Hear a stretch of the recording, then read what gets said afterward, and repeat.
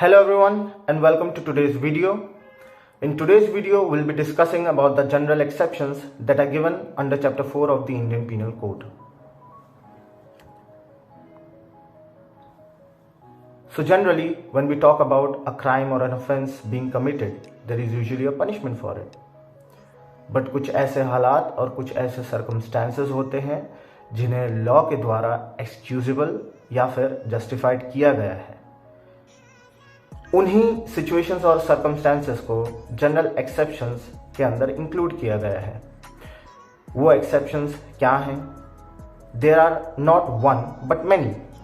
So those exceptions, those defences that give you immunity from any kind of punishment will be discussing in today's video.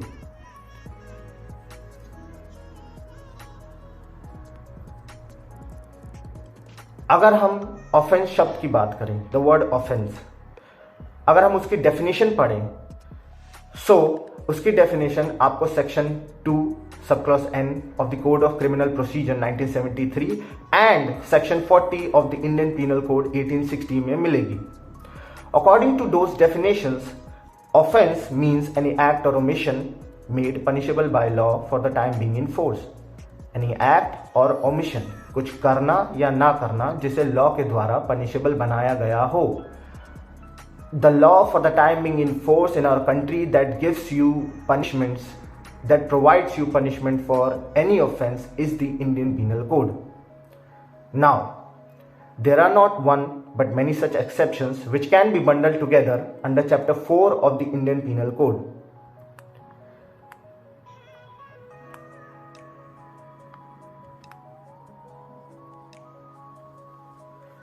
So, the exceptions that are given under the IPC are of universal nature, and I don't say it, but Section 6 of the IPC does.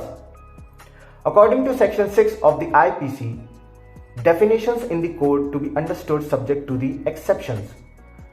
Throughout this code, every definition of an offense, every penal provision, and every illustration of every such definition or penal provision shall be understood subject to the exceptions contained in the chapter entitled General Exceptions. Though those exceptions are not repeated in such definition, penal provision, or illustration. Now, Section 6 of the IPC makes it mandatory for all the sections in the IPC to be subjected to the general exceptions, even though that particular exception is not repeated everywhere.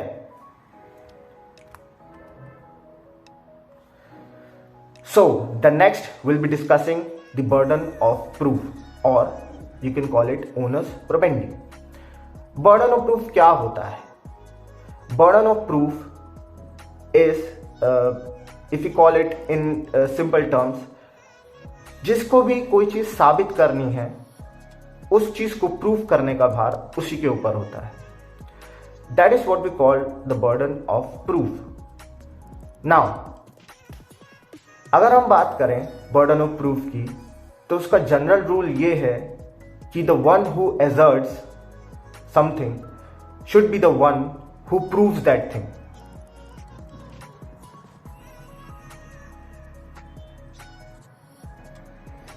अगर हम general exceptions की बात करें, तो वहां पे the burden और onus of proving that the act of the accused comes with in the general exceptions is on the accused himself. And the court shall presume the absence of such circumstances unless and until the accused proves them beyond reasonable doubt. यही बात आपको section 105 of the Indian evidence act 1872 में भी मिलेगी, जिसके according burden of proving that a case of accused comes within exceptions. When a person is accused of any offense, the burden of proving the existence of those circumstances and bringing the case within any of the general exceptions given in the IPC or within any special exception or proviso contained in any part of the same code or any law defining the offense is upon him, and the court shall presume the absence of such circumstances. तो जब तक आपने उन situations और circumstances को beyond reasonable doubt खुद से prove नहीं किया, कोर्ट खुद से उस चीज को प्रिज्यूम कर लेगा कि वो सर्कमस्टेंसेस एग्जिस्ट नहीं करते थे, unless and until you prove that. बात करें अगर हम कैटेगरी ऑफ डिफेंसेस की, तो जो जनरल एक्सेप्शंस आईपीसी के अंदर दिए हुए हैं उन्हें आप सेक्शन 76 से सेक्शन 106 के बीच पाएंगे। And those exceptions can be classified into two categories, one excusable defences and the other justifiable defences. अगर हम बात करें एक्सक्यूजेबल डिफेंसेस की, तो the defences where the accused can be excused on the ground that he was not possessing any inferable guilty mind during committing the offense, where that particular offense requires existence of the mental element to commit that offense, and therefore the accused is excused from being punished. तो general rule हम भी जानते हैं, अगर crime करना है तो उसके लिए मेंस रिया यानी कि इंटेंशन और एक्टस यानी कि एक्ट, दोनों ही चीजें जरूरी हैं।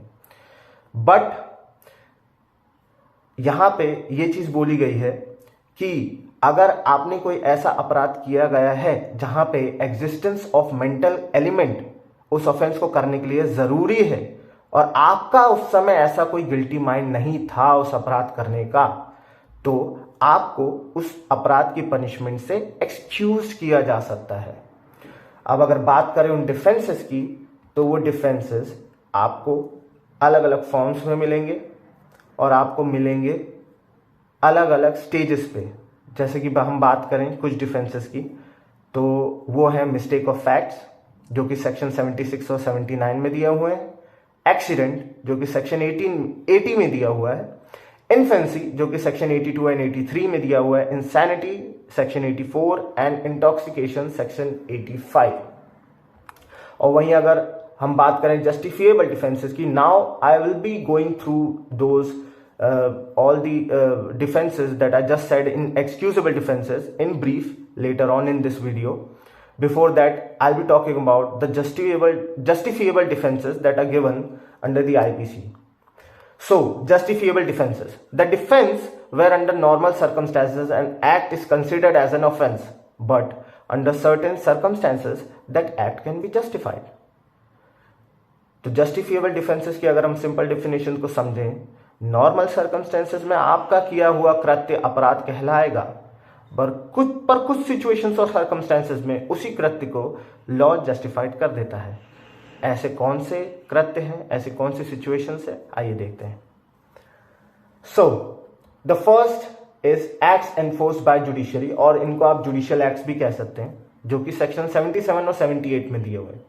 द नेक्स्ट इज नेसेसिटी, यानी कि जरूरत, आपका कोई काम करना जरूरी था, and that is given under section 81। Acts done with consent sections 87 to 89 and 92। Acts done under fear और थ्रेट सेक्शन 94, जिसे आप ड्यूरेस भी बोलते हैं। Communication made in good faith section 93। पेटी और trivial acts section 95 and the last private defence section 96 to section 106। Now अब हम एक एक करके इन सभी जो मैंने अभी हेड्स बोले आपको, इन सभी को हम डिस्कस करेंगे, both the excusable defences and the justifiable defences. First will start with excusable defences.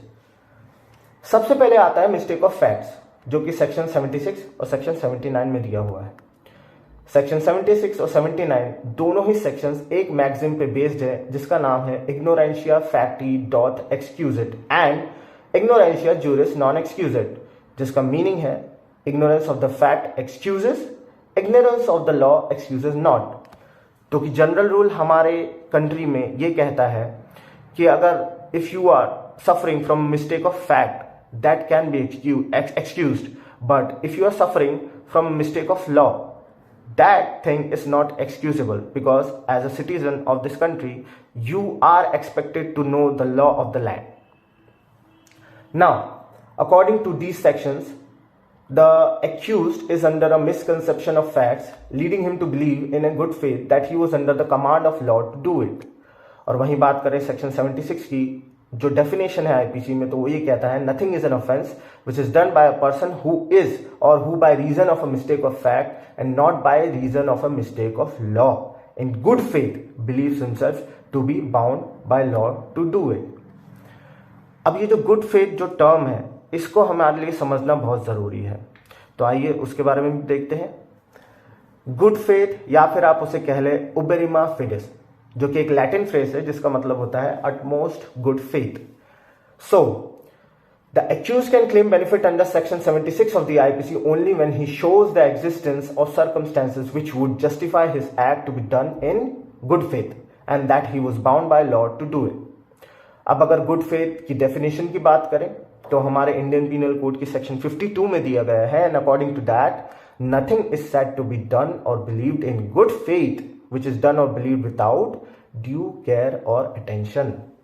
सो अगर हम गुड फेथ की बात करें, सो यहां पे आपको मैंडेटरी है कि अगर आप गुड फेथ का डिफेंस ले रहे हैं, अपने एक्ट को आप बोल रहे हैं कि that you committed that act in good faith, that means आपने उस एक्ट को करते टाइम प्रॉपर केयर और अटेंशन लिया था, तभी आपका एक्ट कहलाएगा committed in good faith.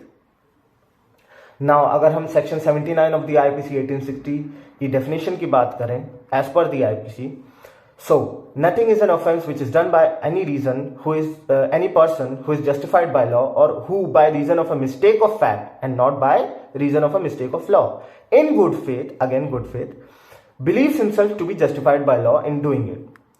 Now section 79 of the IPC makes an act a non-offense which would otherwise be an offense, and the question of the good faith is always a question of fact to be determined in accordance with proven facts and circumstances of each case. यहां पे एक difference, minute सा difference है. Section 76 में the person believes himself to be bound by law. Now in section 79 that boundation is not there, but the person believes himself to be justified in the eyes of law while committing that act. तो ये एक minute सा difference है दोनों section में. उन्हीं दोनों mistake of fact और मिस्टेक ऑफ लॉ के बारे में अगर हम बात करें तो दोनों सेक्शन 76 और 79 मिस्टेक ऑफ फैक्ट को इग्नोर करने की बात करते हैं, मिस्टेक ऑफ लॉ को नहीं. When in a criminal case the mistake is in the point of law, तो उस चीज का कोई डिफेंस नहीं मिलता. Mistake of law means mistake as to what is the position of law on any particular subject. और जैसा कि मैंने कहा था, आप अगर इस कंट्री के सिटीजन हैं, आप इस कंट्री के नेचुरल सिटीजन या किसी भी तरीके से आप इस कंट्री के सिटीजन हैं, तो आपको एक्सपेक्ट किया जाता है कि you know the law of the land. That means जो भी कानून है इस कंट्री के, you are expected to know those laws. That's why आपको मिस्टेक ऑफ लॉ का कोई डिफेंस नहीं मिलता. ना अगर हम बात करें 76 और 79 के डिफरेंस की, तो 76 में जो एजम्पशन होता है वो मैंने आपको बता दिया है कि person is bound by law to do an act, और 79 में एजम्पशन ये होता है कि person is justified in law to do an act. Now अब हम चलते हैं सेकंड पॉइंट पे, एक्सीडेंट की.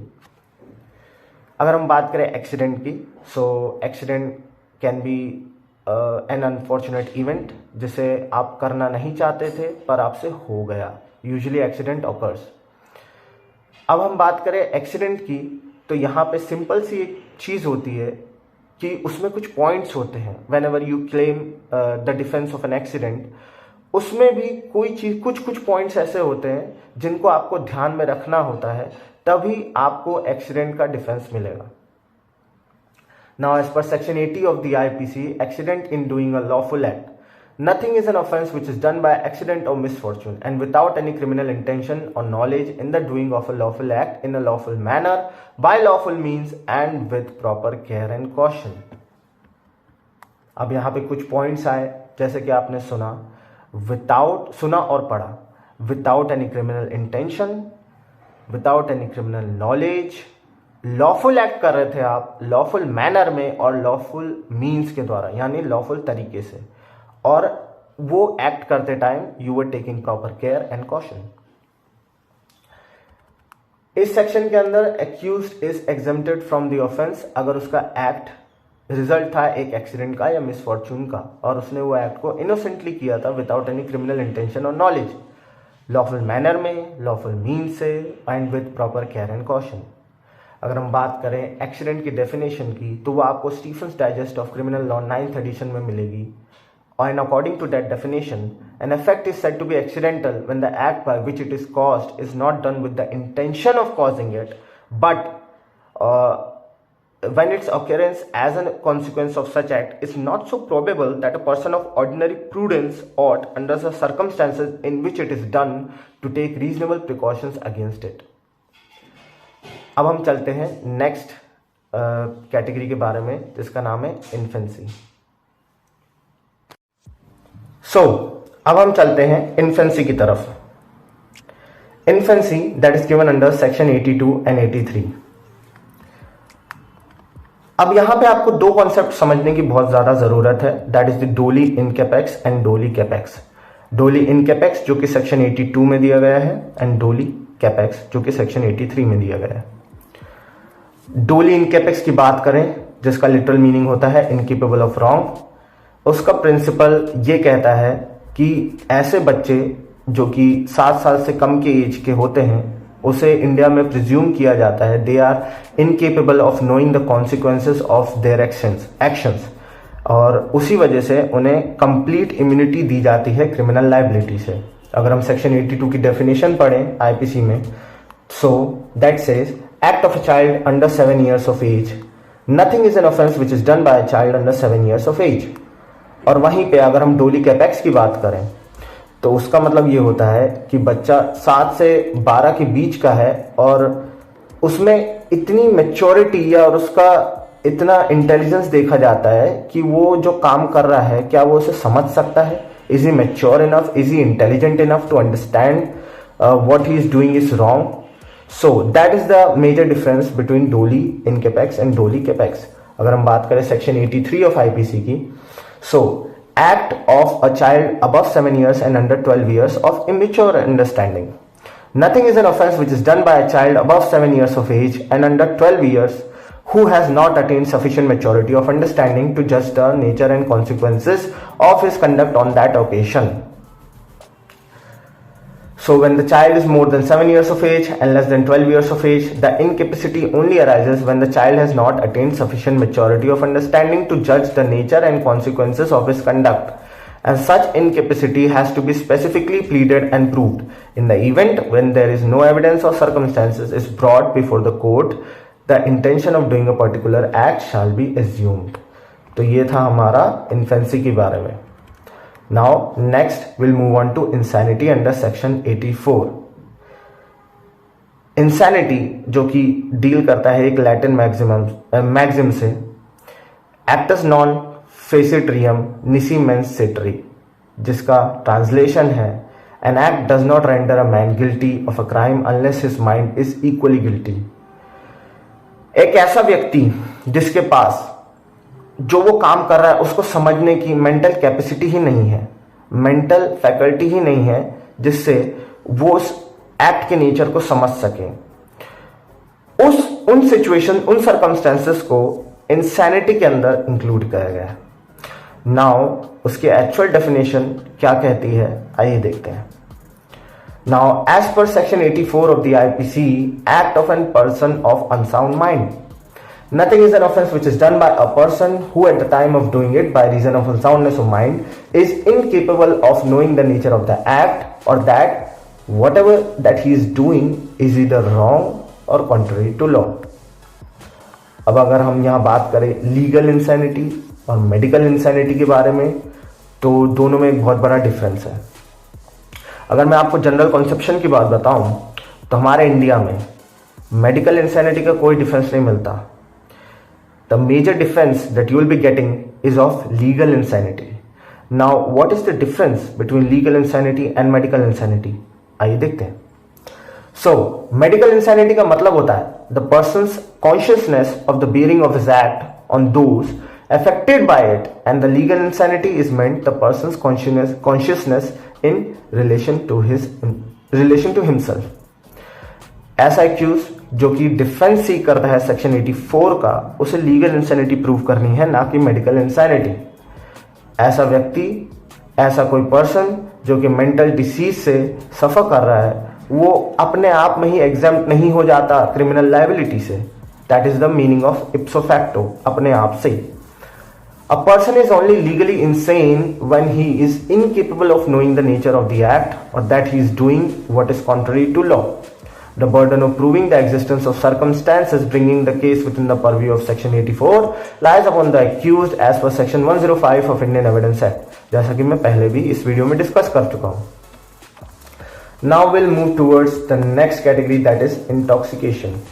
अभी हम excusable defenses पढ़ रहे हैं और excusable defenses के अंदर नेक्स्ट कैटेगरी है intoxication, जो कि सेक्शन 85 में दिया गया है.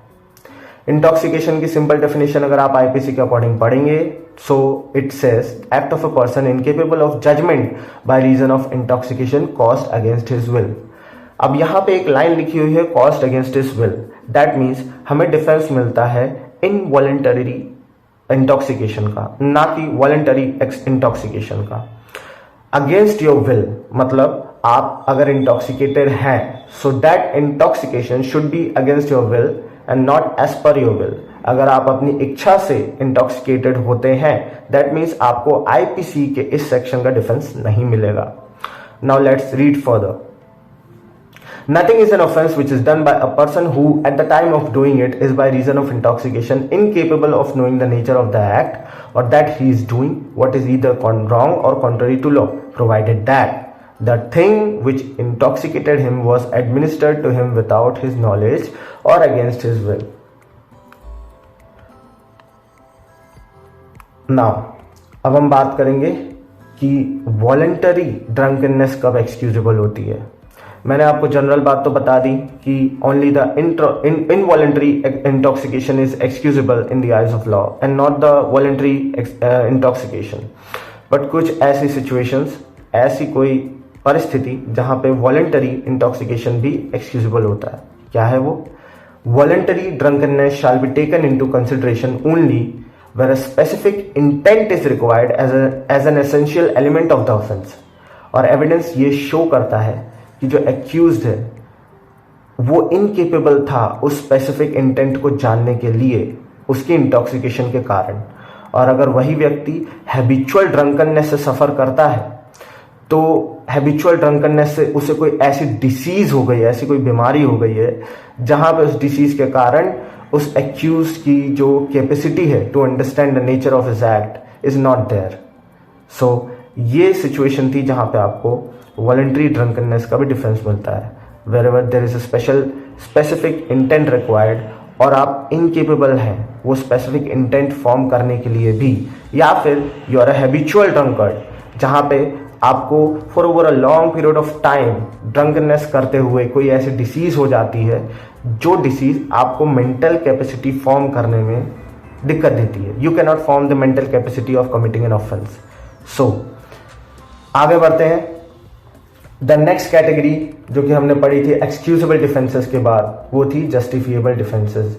अब जस्टिफिएबल डिफेंसेस की बात करें तो उसमें पहला पॉइंट आता है the acts enforced by judiciary या फिर जुडिशियल एक्ट्स. उसमें आपके सेक्शन 77 और सेक्शन 78 आते हैं. सेक्शन 77 ऑफ आईपीसी की बात करें तो वो कहता है एक्ट ऑफ अ जज when acting judicially. Nothing is an offense which is done by a judge when acting judicially in the exercise of any power which is or which in good faith he believes to be given to him by law. अब यहाँ पे which is who is exercising his power judicially, या फिर वो believe करता है good faith में कि he is well within his powers to commit that act. यहाँ पे दो चीजें हैं. पहली तो वो अपनी लॉफुल पावर्स को ही एक्सरसाइज कर रहा है, या फिर वो गुड फेथ में अपने जुरिस्डिक्शन को, अपनी लॉफुल पावर्स को एक्सीड कर जाता है. दोनों ही सिनेरियोज में उसको सेक्शन 77 का डिफेंस मिलता है to prevent himself from incurring any liability. जैसा कि यहां पे आप देख रहे होंगे लिखा भी हुआ है, अ जज where he proceeds irregularly in the exercise of his lawful power and where he in good faith exceeds his lawful jurisdiction is exempted from criminal liability under this section. However, while exceeding the lawful jurisdiction, good faith is still a deciding factor. तो आपने अभी कई जगह points देखा होगा. Good faith is a constant in this defences.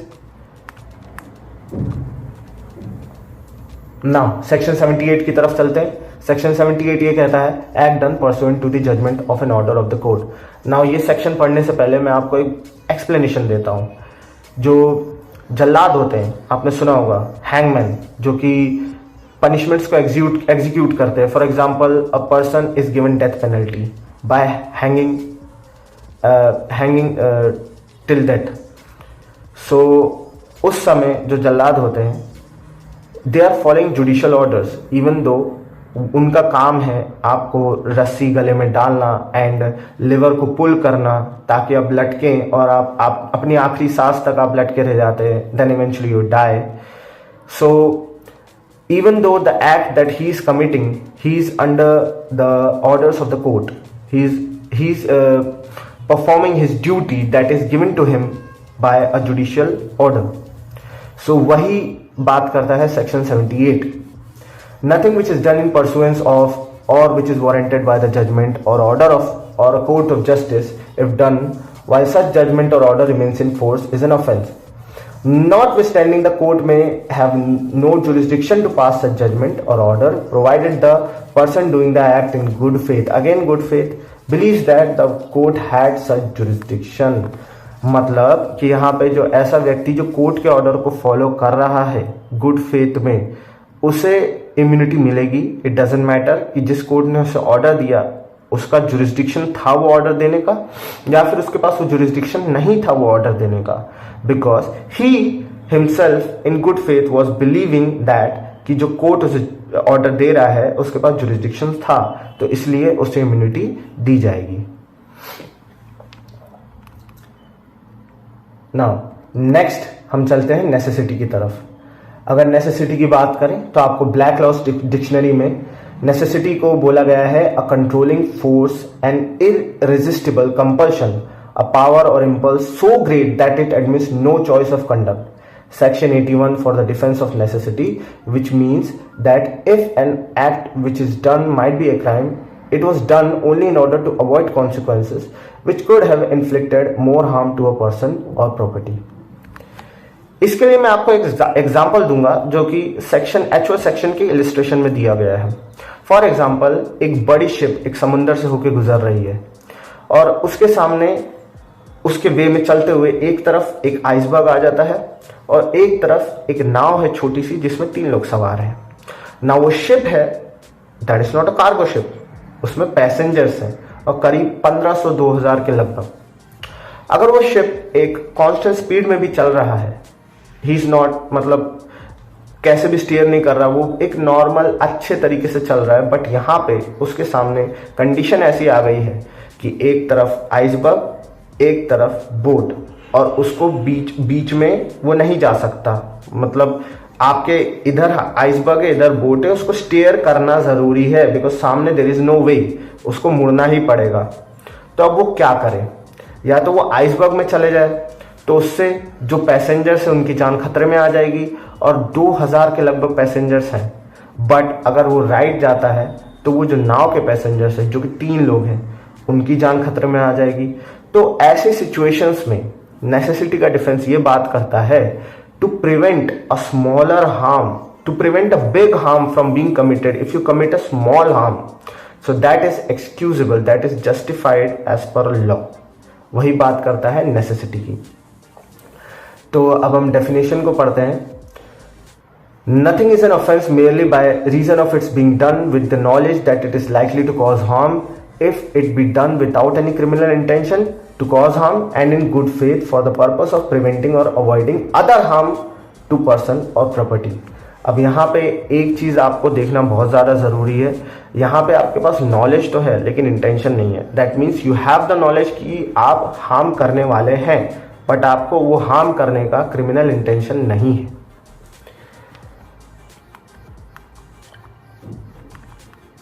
Next category की तरफ चलते हैं।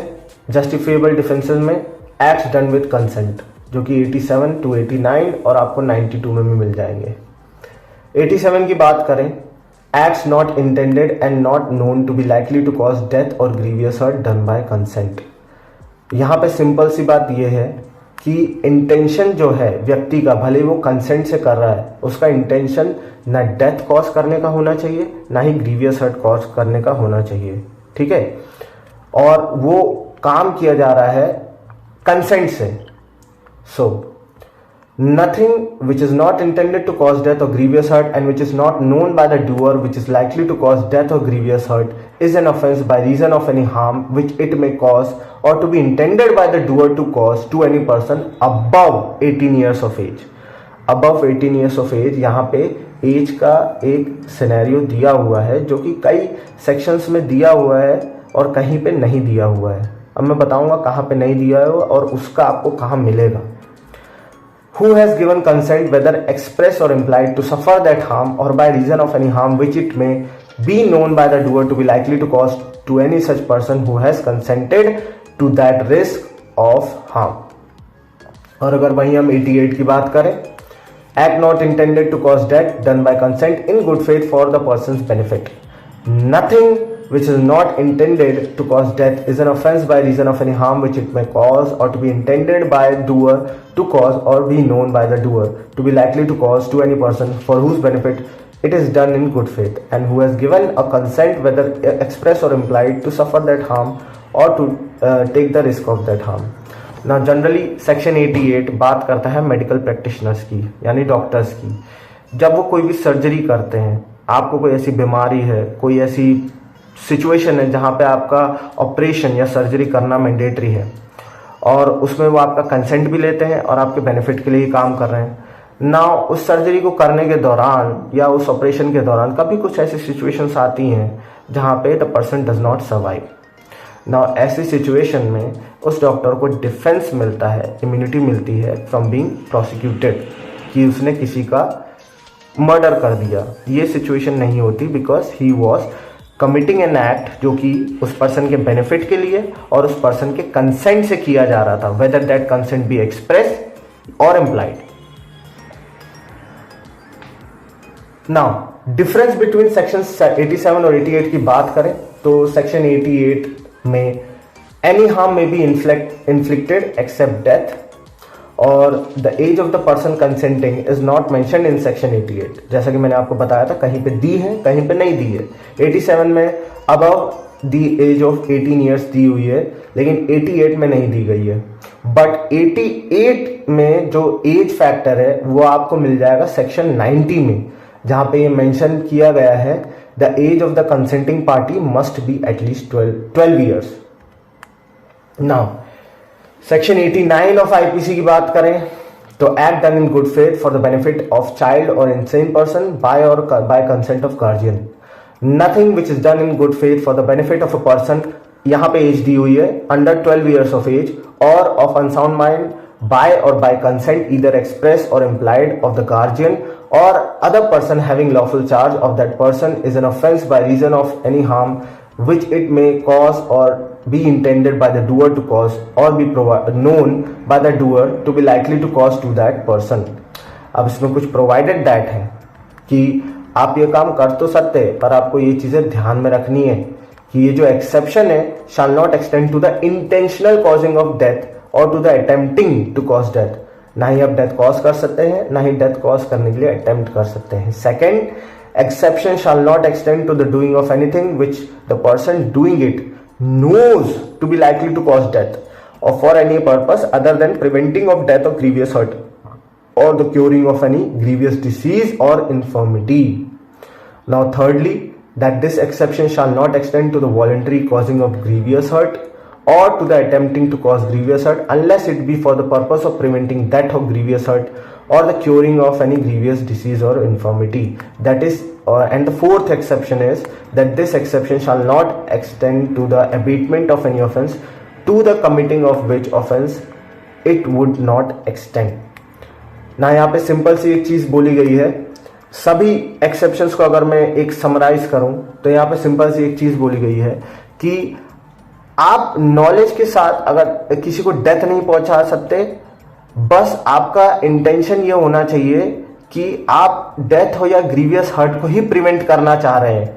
अगर आप डेथ या ग्रीवियस हर्ट को प्रिवेंट करते करते करते सामने वाले की डेथ हो जाती है या ग्रीवियस हर्ट हो ही जाता है तो आपको डिफेंस मिलता है. अगर आपका पहले से ही इंटेंशन या नॉलेज था डेथ या ग्रीवियस हर्ट करने का तो आपको डिफेंस नहीं मिलेगा. यहाँ पे आपके पास नॉलेज नहीं होनी चाहिए कि जो आप काम कर रहे हैं उससे डेथ या ग्रीवियस हर्ट हो जाएगी. आपका काम आप जो कर रहे थे, आप उस ग्रीवियस डिसीज या इन्फर्मिटी को क्योर करने की कोशिश कर रहे थे। वही चीज यहां पे दी गई है। अगर हम बात करें एज फैक्टर की, तो under this section the act of the guardian और acts by the consent of guardian of child under 12 years or an insane person are protected if it is done in good faith for the benefit of such child or insane person. However, section 89 is subject to its own exceptions given under the proviso to section, जो कि अभी हमने ऊपर पढ़े। Section 92 पे चलते हैं। Act done in good faith for benefit of a person without consent.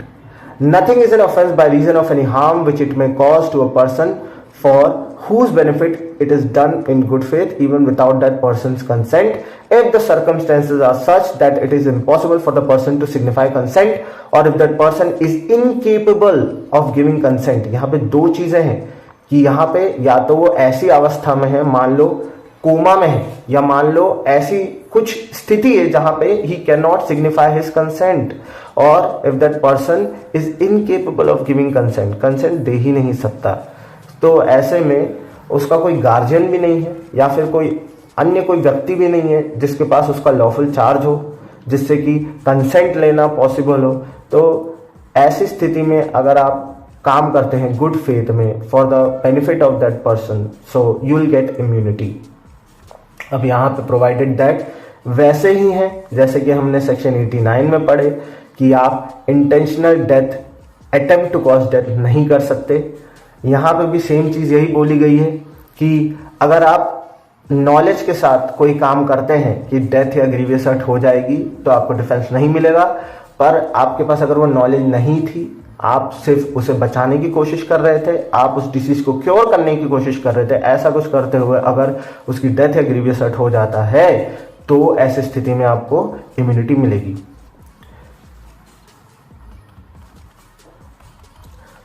Now अगर हम बात करें सेक्शन 94 जिसे टर्म बोला जाता है ड्यूरेस, उसको अगर हम बोले तो एक्ट डन अंडर फियर और threat.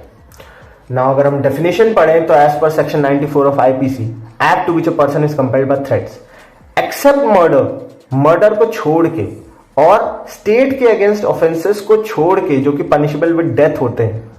Nothing is an offence which is done by a person compelled to do it under threats which at the time of doing it reasonably cause the apprehension that instant death to that person will otherwise be the consequence, provided the person doing the act did not of his own accord or from reasonable apprehension of harm to himself short of instant death place himself in the situation by which he became subject to such constraint.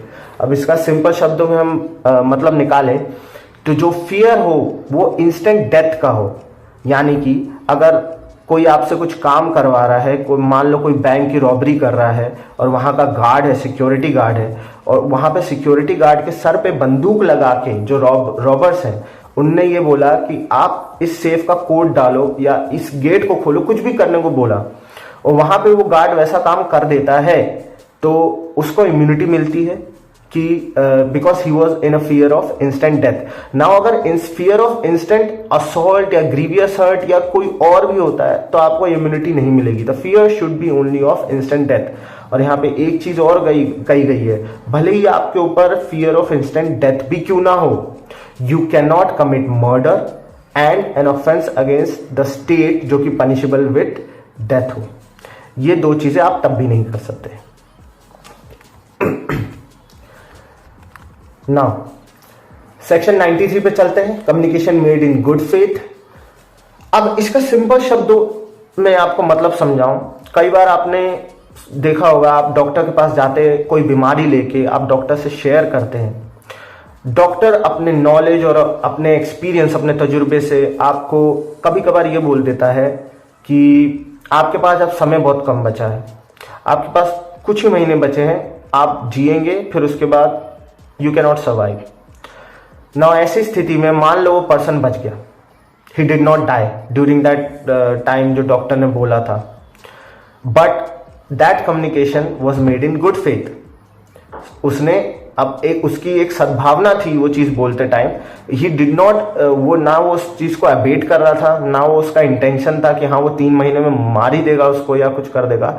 He was just making a communication because आप उसके पास consult करने आए थे and he as a doctor उसने आपको अपने तजुर्बे से एक चीज बोली, उसको इम्यूनिटी मिलेगी इस सेक्शन के अंदर। सेक्शन के बारे में पढ़े तो no communication made in good faith is an offence by reason of any harm to the person to whom it is made if it is made for the benefit of that person. Now petty और trivial acts की तरफ चलते हैं जो कि section 95 में दिए गए हैं। सेक्शन 95 का अगर मैं सिंपल शब्दों में आपको मतलब समझाऊं तो कुछ ऐसे काम होते हैं जो कि इतने छोटे छोटे से होते हैं। मान लो आपके घर में ही कोई आपके रिश्तेदार हैं, मजाक मजाक में वो आपके साथ खेल रहे हैं, उनका नाखून आपको लग गया, या फिर कोई भी ऐसी चीज आपके साथ हो गई जो कि मतलब रोजमर्रा में होती रहती है। अब इन छोटी छोटी चीजों के लिए अगर हम कोर्ट के पास जाएंगे तो कोर्ट के पास ऑलरेडी इतने मेजर इश्यूज और केसेस होते हैं डील करने के लिए, अगर वो इनसे भी डील करने लगा तो the court will be flooded with multiple cases. ऐसे सिचुएशंस में अगर ये छोटे छोटे काम आपके साथ होते हैं, ये छोटी छोटी चीजें, पड़ोसियों के बीच का झगड़ा, किसी के पेड़ से, किसी के घर के आंगन के पेड़ के पत्ते उड़ के सामने वाले के घर के आंगन में चले गए और वो उस चीज के लिए केस लगा दे, दैट इज नॉट पॉसिबल।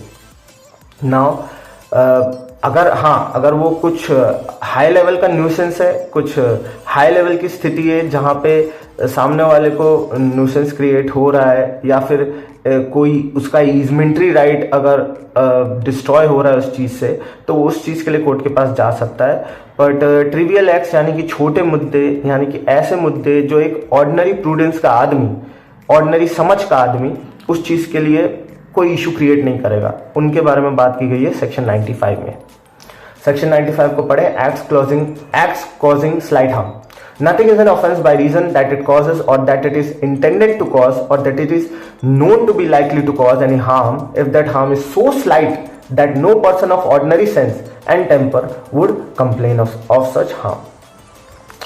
अब हम अपनी लास्ट कैटेगरी में जस्टिफाइड डिफेंसेस की ओर चलते हैं जिसका नाम है प्राइवेट डिफेंस।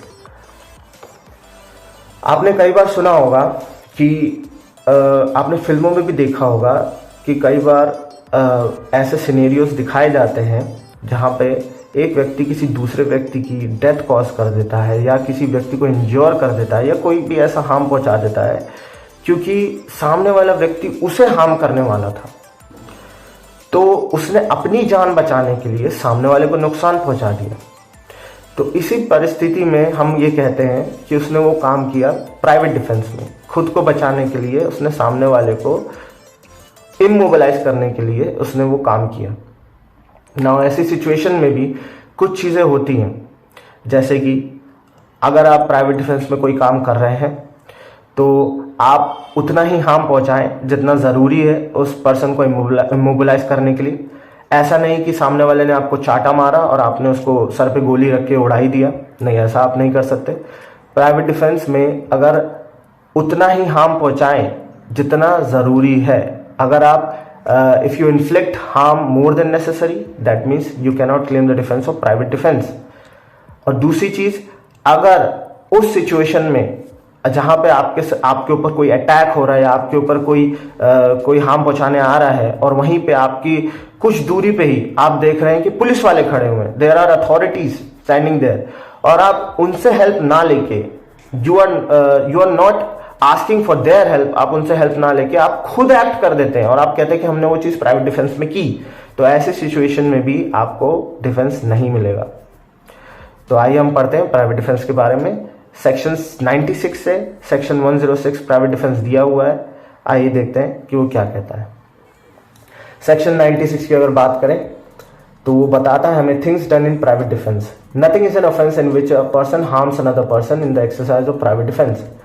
सेक्शन 97 कहता है, right of private defence of body and property. Every person has a right to private defense provided under reasonable restriction under section 99, protecting his body or another person's body against any offense in which there is a danger to life. Now इस बारे में अगर बात करूं तो आप खुद की बॉडी को तो प्रिवेंट कर ही सकते हैं, खुद की प्रॉपर्टी को प्रिवेंट कर सकते हैं, आप किसी दूसरे की बॉडी और प्रॉपर्टी को भी प्रिवेंट कर सकते हैं। सिंपल सा एग्जांपल जो जनरली लोग रिलेट कर पाएंगे, जो जनरली लोग समझ पाएंगे, इज दैट आपके सामने किसी औरत के साथ कुछ दुष्कर्म हो रहा है और आप उस समय you are the only person standing there, ना कोई पब्लिक अथॉरिटीज़ है, ना कोई पुलिस वाला है, अंधेरे का टाइम है, and you are the only one standing there जिसके सामने वो चीज़ हो रही है। नाउ इट्स योर ड्यूटी कि आप उस चीज़ में हेल्प तो करेंगे ही। नाउ अगर आप उस समय जाते हैं उस दुष्कर्म को रोकने और आपसे कोई अपराध हो जाता है, और ऐसी स्थिति में भी still I am saying inflicting more harm than necessary will not give you the defense of private defense। इस बात को ध्यान में रखते हुए अगर आप ऐसा कोई काम करते हैं टू प्रिवेंट दैट, जो काम वहाँ हो रहा था, जो दुष्कर्म वहाँ हो रहा था, तो ऐसी स्थिति में आपको प्राइवेट डिफेंस का डिफेंस मिल सकता है। नाउ आगे पढ़ेगा सेक्शन 97 को, प्रोटेक्टिंग हिज और अनदर पर्सन मूवेबल और इमूवेबल प्रॉपर्टी, दोनों ही प्रॉपर्टी की बात की है यहाँ पे, against any offence like theft, robbery, mischief और क्रिमिनल ट्रेसपास और an attempt to commit theft, robbery, mischief और क्रिमिनल ट्रेसपास। उस चीज का होना या उस चीज का अटेम्प्ट, दोनों ही चीजों को इसमें कवर किया गया है। सेक्शन 98 की बात करें तो right of a private defence against the act of a person of unsound mind. अब यहां पे सिंपल सी चीज ये है कि मान लीजिए आपके अगेंस्ट जो एक्ट कर रहा है, मतलब आपके ऊपर जो हमला करने आ रहा है, that person is of unsound mind, या फिर एक बच्चा है, छोटा सा बच्चा है जिसके पास इतनी मेंटल कैपेसिटी नहीं है कि वो उस काम को समझ पाए। अब क्वेश्चन ये आता है क्या उनके अगेंस्ट आप प्राइवेट डिफेंस यूज कर सकते हैं? तो आंसर है हाँ, क्योंकि वहां पे भी अगर ऐसी सिचुएशंस है जहां पे आपकी जान खतरे में है, वो अनसाउंड माइंड का पर्सन या फिर वो बच्चा आपको नुकसान पहुंचा सकता है, आपकी जान को क्षति पहुंचा सकता है या आपकी प्रॉपर्टी को क्षति पहुंचा सकता है, तो ऐसी सिचुएशन में भी आप प्राइवेट डिफेंस को एक्सरसाइज कर सकते हैं। नाउ यहाँ पे फर्क सिर्फ इतना सा रहेगा कि that person would not be prosecuted, that unsound person and that child would not be prosecuted for the offence that he was trying to commit और ही कमिटेड, बिकॉज जैसा कि हमने ऊपर के डिफेंसेस में पढ़ा, डोली इनकेपेक्स, डोली केपेक्स, सेक्शन 82, 83 और अनसाउंड माइंड के बारे में हमने सेक्शन 84 में पढ़ा। तो उन डिफेंसेस के चलते उसे तो प्रोसिक्यूशन नहीं मिलेगा, उसे उसके अगेंस्ट प्रोसिक्यूशन नहीं होगा, बट यहाँ पे आपको भी डिफेंस मिलेगा प्राइवेट डिफेंस का कि आप उनके अगेंस्ट भी वो राइट को एक्सरसाइज कर सकते हैं। Right of private defense against the person of act of a person of unsound mind, when an act which would otherwise be a certain offense is not an offense by reason of the youth, want of maturity of understanding, unsoundness of mind or the intoxication of the person doing that act, or by reason of any misconception on the part of that person, every person has the same right of private defenses against that act which would have if the act were that offense। Now चलते हैं section 99 की तरफ। जैसा कि मैंने आपको बताया, private defence का right is subject to some restrictions. मैंने आपको पहले भी बताया, अगर आपके पास पब्लिक अथॉरिटीज की हेल्प लेने का समय है और आप नहीं लेते हैं, आप खुद से एक्ट कर देते हैं, you can not claim private defence. अगर आप if you inflict more harm than necessary then also you can not claim private defence. तो ऐसे ही कुछ restriction, reasonable restrictions private defence के ऊपर भी लगाए गए हैं जो कि सेक्शन 99 में दिए हुए हैं। तो आइए उन रेस्ट्रिक्शंस को देखते हैं। There is no right of private defense against an act which does not reasonably cause the apprehension of death or grievous hurt। So, death और grievous hurt का होना का एप्रहेंशन होना जरूरी है प्राइवेट डिफेंस को एक्सरसाइज करने के लिए। मान लीजिए आपके ऊपर एप्रहेंशन है, कोई इंसान आपको चाटा मार देगा, तो ऐसी स्थिति में आप प्राइवेट डिफेंस नहीं कर सकते। प्राइवेट डिफेंस सिर्फ तब मिलता है जब आपकी जान को खतरा हो या आपकी प्रॉपर्टी को परमानेंट डैमेज होने का खतरा हो। ऐसी स्थिति में you can exercise private defence.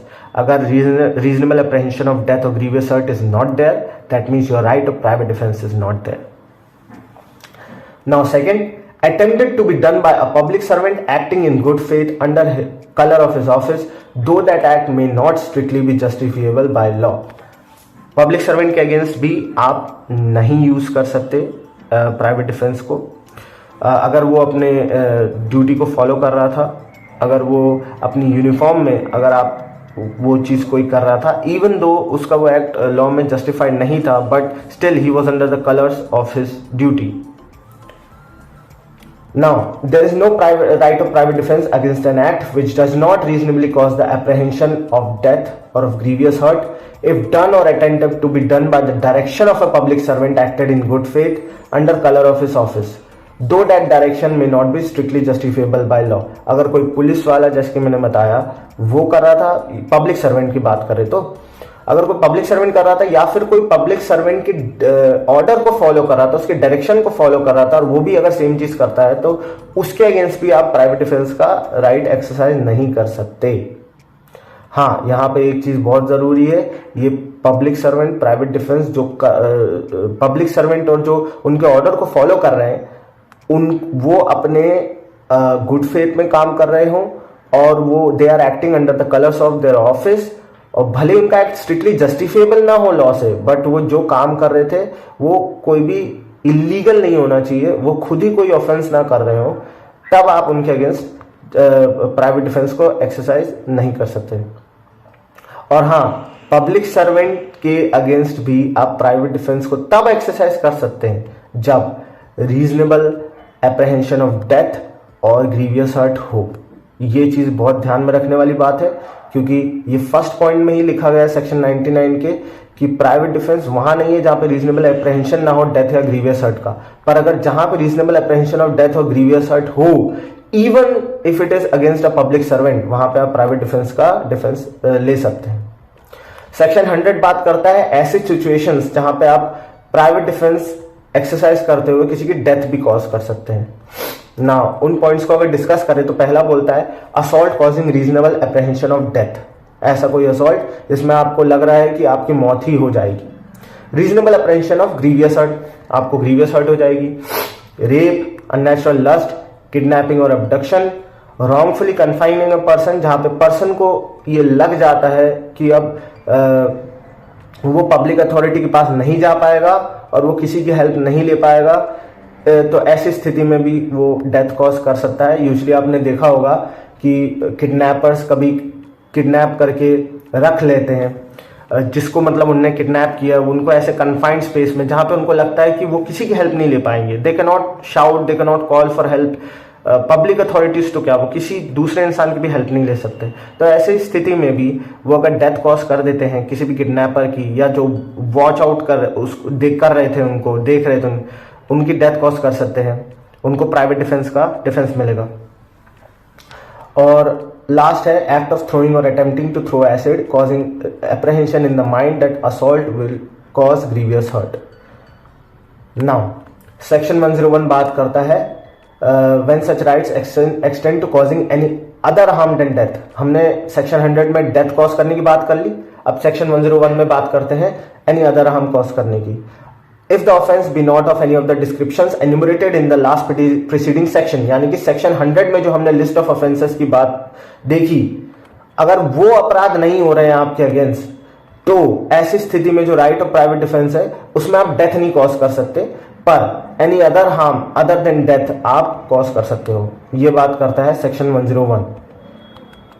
Death सिर्फ आप उन्हीं सर्कमस्टेंसेस में कॉज कर सकते हो जो कि सेक्शन 100 में दिए गए हैं, और ये private defence of the body की बात कर रहा है, और सेक्शन 101 भी private defence of the body की बात कर रहा है. हम प्रॉपर्टी के बारे में आगे पढ़ेंगे. Section 102 commencement and continuance of the right of private defence of the body. कब शुरू होता है आपका प्राइवेट डिफेंस, कब खत्म होगा? So, the right of private defense of the body commences as soon as a reasonable apprehension of danger to the body arises from an attempt or threat to commit the offense, though the offense may not have been committed. It continues as long as the apprehension of danger to the body continues. यानी आपका private defence का right शुरू होता है जब आपका reasonable अप्रहेंशन शुरू होता है डेंजर का, और वो तब तक कंटिन्यू करता है जब तक कि वो रीजनेबल अप्रहेंशन खत्म नहीं हो जाता. यानी आपके गले पे अगर छुरी लगी हुई है, तो जब वो छुरी लगी, जब आपको ये लगा कि अब आपकी जान खतरे में है, जब आपको ये अप्रहेंशन हो गया, तब से वो आपका प्राइवेट डिफेंस शुरू होता है. और जब तक वो छुरी सामने वाला हटा नहीं लेता, या भाग नहीं जाता, या आपको अकेला नहीं छोड़ देता, आपको ये लगता है कि अब यू आर सेफ, तब तक वो प्राइवेट डिफेंस कंटिन्यू करेगा. सेक्शन 103 प्रॉपर्टी की बात करते हैं। मैंने बताया था, पहले हमने बॉडी की बात कर ली, प्रॉपर्टी की बात करते हैं। सेक्शन 103 बताता है ऐसे सर्कमस्टेंसेस जहां पे आप प्रॉपर्टी के बचाने के लिए, प्रॉपर्टी के प्रति प्राइवेट डिफेंस एक्सरसाइज करते हुए डेथ कॉज कर सकते हैं। तो उसमें आपका जो कंडीशन है, पहली है robbery, house breaking by night, mischief by fire, जो कि ऐसे बिल्डिंग, टेंट या वेसल में कमिट किया जा रहा है जो कि ह्यूमन ड्वेलिंग या के लिए यूज किया जाता है, या फिर ऐसे कोई प्लेस है जो कि कस्टडी ऑफ प्रॉपर्टी के लिए यूज किया जाता है। मान लीजिए कोई ऐसा किसी का घर है, कोई बिल्डिंग, कोई फ्लैट अपार्टमेंट्स जहां पे लोग रहते हैं, ये उसकी बात कर रहा है। वहां पे अगर आप आग लगा देते, मिस्चीफ बाय फायर कमिट करते हैं, तो आपके पास डिफेंस है। देन ऐसी प्लेस जो किसी चीज की कस्टडी के लिए, मान लीजिए प्रिजन ही क्यों ना हो, यहाँ पे कई सारे प्रिजनर्स को कस्टडी में रखा जाता है, या फिर ऐसी कोई जगह जहां पे किसी चीज के एविडेंसेस को सिक्योर रखा जाता है, स्टोर किया जाता है, किसी चीज प्रॉपर्टी की कस्टडी है वहां पे, अगर ऐसी चीज को भी आप मिस्चीफ बाय फायर के थ्रू डिस्ट्रॉय करते हैं, आपके पास right of private defence to cause death of that person committing mischief by fire. Now last point is theft, mischief or house trespass under such circumstances as may reasonably cause apprehension that death or grievous hurt will be the consequence, अगर उन्होंने private defence को exercise नहीं किया। 104 बात करता है any other harm cause करने की, तो इसमें भी सेम चीजें बोली गई हैं। अगर ऊपर दिए गई जो हमने सेक्शन 103 में जो कंडीशंस पढ़ी, अगर वो नहीं है तो आप डेथ तो कॉज नहीं कर सकते वॉलंटरीली, पर आप सामने वाले को एनी अदर हार्म कॉज कर सकते हो। नाउ स्टिल सेक्शन 99 के रीजनेबल रेस्ट्रिक्शंस आपको ध्यान में रखने हैं जब भी आप प्राइवेट डिफेंस का राइट एक्सरसाइज करें। The restrictions given under section 99 does apply. Section 105 की बात करें, commencement and continuous of the right of private defence of property. Now यहाँ पे एक फर्क आ जाता है, एक डिफरेंस आ जाता है right of private defence of body से। हमने right of private defence of body के बारे में पढ़ा कि जब आपको reasonable apprehension of death of grievous hurt शुरू हुआ और जब तक वो रीजनेबल एप्रीहेंशन खत्म नहीं हो जाता, तब तक आपके पास डिफेंस है, राइट है प्राइवेट डिफेंस का। नाउ बॉडी के केस में ये बात हो गई, लेकिन प्रॉपर्टी के केस में कुछ अलग होता है। It depends upon the offence जो आपके साथ हो रहा है, उसके अकॉर्डिंगली डिसाइड होता है कि कब आपका राइट ऑफ प्राइवेट डिफेंस शुरू हुआ और कब आपका राइट ऑफ प्राइवेट डिफेंस खत्म होगा। तो आइए वो सब हम देखते हैं। Reasonable apprehension of danger to the property commences. The right of private defense of property against theft continues until the offender has effected his retreat with the property or either the assistance of public authorities is obtained या फिर property recover हो गई। यानी अगर theft के case में बात करें तो थेफ्ट के केस में आपकी प्रॉपर्टी आपको मिल गई हो, सामने वाले ने आपको छोड़ दिया हो, या आपको पब्लिक अथॉरिटीज की हेल्प मिल गई हो, ऐसी स्थिति में, ऐसी सिचुएशन में आप मतलब यहां से आपका प्राइवेट डिफेंस शुरू होता है और यहां से प्राइवेट डिफेंस आपका खत्म होता है, ये बता रहे हैं। Now the right of private defence of property against robbery continues as long as the offender causes or attempts to cause to any person death or hurt or wrongful restraint, as long as the fear of instant death or instant hurt or instant personal restraint continues। जब तक जहां से आपका fear शुरू हुआ, instant death, instant hurt और instant personal restraint का, और जब तक वो फियर कंटिन्यू कर रहा है। Now the right of private defence of property against criminal trespass, हमने थेफ्ट का पढ़ लिया, रॉबरी का पढ़ लिया। अब क्रिमिनल ट्रेसपास और मिसचीफ की बात करें तो वो कंटिन्यू होता है as long as the offender continues in the commission of criminal trespass और मिसचीफ। और लास्ट में बात करें हाउस ब्रेकिंग बाय नाइट की, तो the right of private defence of property against house breaking by night continues as long as the house trespass which has begun by such house breaking continues. Section 106 बात करता है right of private defence against deadly assault when there is a risk of harm to a innocent person. ना यहां पे एक simple शब्दों में अगर मैं बताऊं आपको, तो मान लीजिए आप एक मॉब से घिरे हुए हैं। मॉब यानी कि एक ऐसा ग्रुप, ऐसे लोगों का ग्रुप जो आपके प्रति एग्रीवेटेड है, जो आपको हर्ट करना चाहता है, जो आपको नुकसान पहुंचाना चाहता है। वहां पे अगर मान लीजिए उस मॉब में ऐसे लोग भी हैं जो आपको नुकसान पहुंचाना चाहते हैं, आपको हर्ट करना, आपकी जान लेना चाहते हैं, और उसी भीड़ में कोई एक इनोसेंट व्यक्ति भी है जो उस भीड़ का हिस्सा नहीं है, या तो पास से गुजर रहा है, या उनके पीछे बिल्कुल खड़ा हुआ है, या फिर मतलब इर्द गिर्द है उनके, उसी भीड़ में हिस्सा लग रहा है आपको। ऐसे में अगर मान लीजिए आप प्राइवेट डिफेंस के लिए ओपन फायर कर देते हैं एक बार, ओपन फायर कर देते हैं आप, और ऐसे में उस इनोसेंट व्यक्ति को उस एक बार आपके फायर करने से गोली लग जाती है, तो ऐसी स्थिति में भी आपको प्राइवेट डिफेंस का राइट मिलेगा।